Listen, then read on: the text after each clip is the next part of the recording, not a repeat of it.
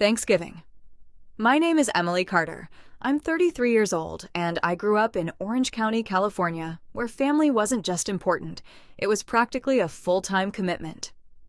Every birthday, every barbecue, every holiday, every random Sunday dinner. If you didn't show up, someone would call within an hour asking if you were upset with the family. My grandmother, Rose, believed family came before everything else. Missing Thanksgiving without a doctor's note was practically considered betrayal. My cousin Savannah was only a year younger than me. From the day we were little girls, everyone adored her. She had long, sun-kissed hair, bright blue eyes, flawless skin, and the effortless confidence that made strangers stop and stare. She could throw on denim shorts and an oversized sweatshirt and somehow still look like she belonged in a fashion campaign. The problem wasn't that she was beautiful. The problem was that she enjoyed proving she could take anything she wanted, especially if it belonged to someone else. The first time it happened, I was 24. I'd been dating a guy named Ethan for about 5 months. He was an architect from San Diego, quiet, thoughtful, and the first man I'd ever imagined introducing to my family. I was nervous about Thanksgiving that year, not because of my relatives, because of Savannah. I had already seen the way she behaved around other women's boyfriends. She called it harmless flirting. Everyone else called it her personality. Dinner was at my Aunt Melissa's house overlooking Newport Beach. The moment Savannah walked through the front door, every conversation paused. She wore a tight emerald green dress that looked better suited for a rooftop cocktail party than a family dinner. Nobody commented. Nobody ever did. Grandma simply smiled and told her she looked beautiful. My mother sighed quietly beside me. She already knew what I was thinking. For the first hour, everything seemed fine. Ethan stayed close to me. He chatted with my father about surfing. He complimented my grandmother's homemade pumpkin pie. I slowly relaxed. Maybe this year would be different. Maybe I'd worried for nothing. Then Savannah made her move. She walked over while Ethan and I were sitting on the patio, carrying 2 glasses of wine. "Emily," she said with a smile, "your mom wanted you inside for a second."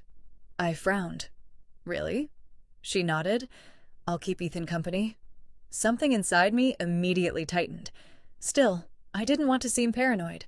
I stepped inside. My mom looked confused. "I never called you." The blood drained from my face. I rushed back outside. Savannah was sitting much closer to Ethan now, far closer than necessary. She laughed, touching his forearm every few seconds. Ethan looked uncomfortable, but he was trying to be polite. When I sat back down, Savannah smiled at me as if nothing had happened.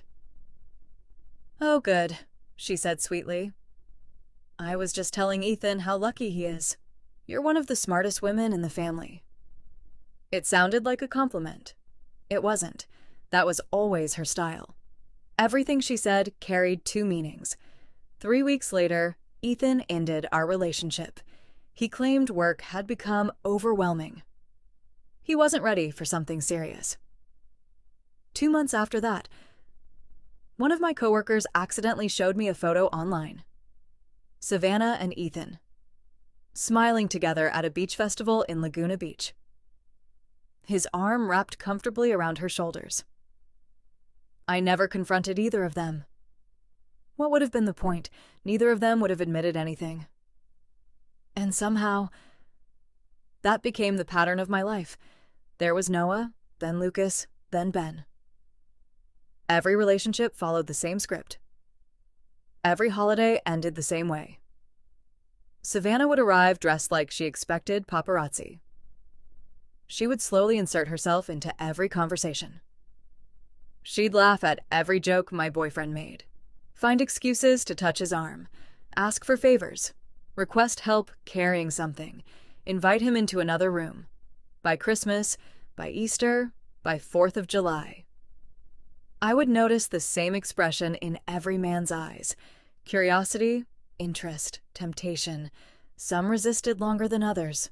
None resisted forever. The worst part wasn't Savannah.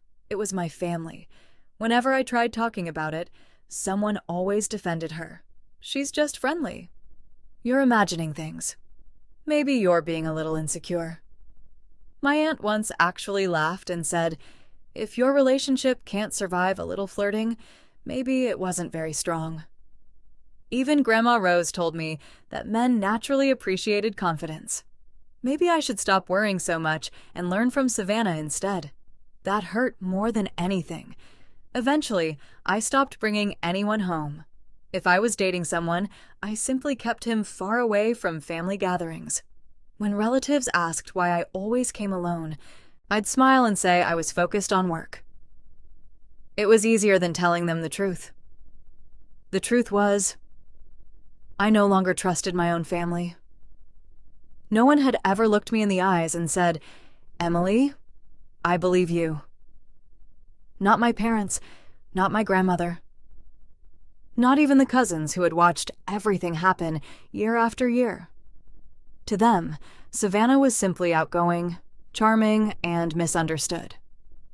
To me, she was the reason every serious relationship I'd ever had fallen apart. Then I met Owen. We met at a volunteer beach cleanup in Huntington Beach. He worked as a paramedic in Long Beach, and unlike everyone else I had dated, he listened far more than he talked. He wasn't flashy. He wasn't trying to impress anyone. There was something calm about him that made me feel safe. We spent weeks getting coffee after volunteer events, then dinners, then long drives along the Pacific Coast Highway with the windows down and music playing softly. For the first time in years, I wasn't constantly wondering when everything would fall apart. After 8 months together, Owen finally asked the question I'd been avoiding. So, when do I get to meet your family? My stomach instantly tightened. I made another excuse, then another. Finally, one evening while we were sitting on the beach watching the sunset, I told him everything. Every boyfriend, every holiday, every lie, every excuse my family had made for Savannah. I expected him to laugh, or tell me I was exaggerating. Instead, he stayed quiet until I finished. Then he asked one simple question. Has anyone in your family ever apologized? I shook my head. No. He looked out toward the ocean before answering. Then they've been asking you to carry everyone else's comfort while ignoring your pain.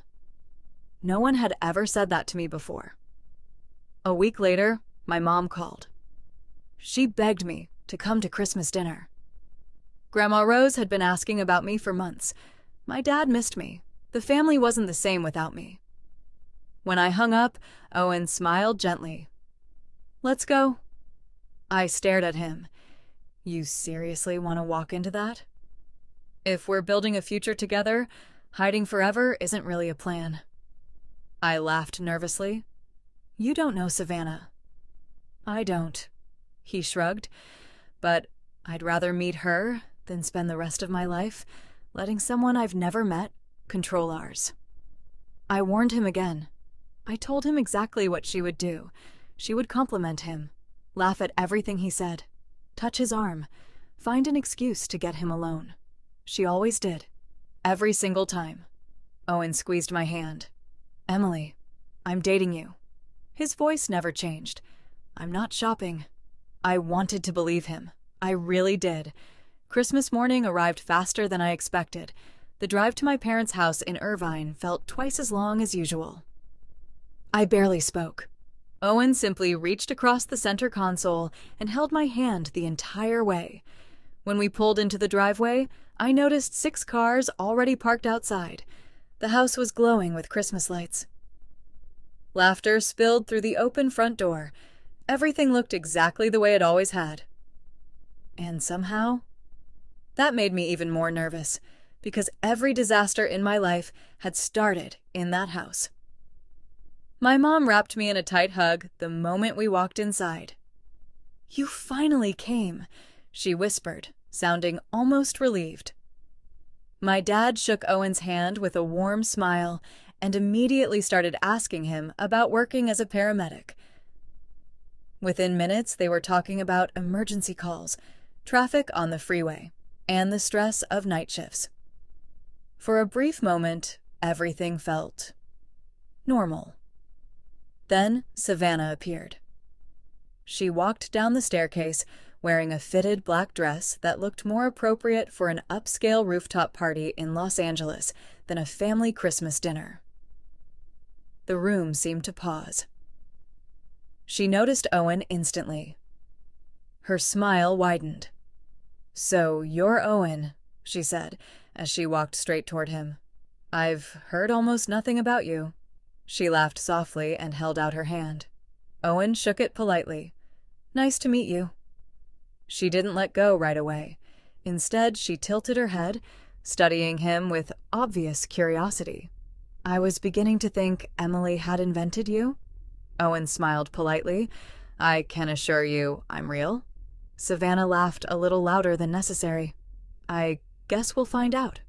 I recognized that tone immediately.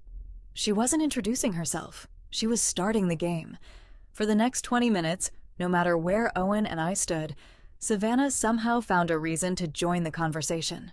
She complimented his watch, asked about his job, even offered to refill his drink before anyone else's.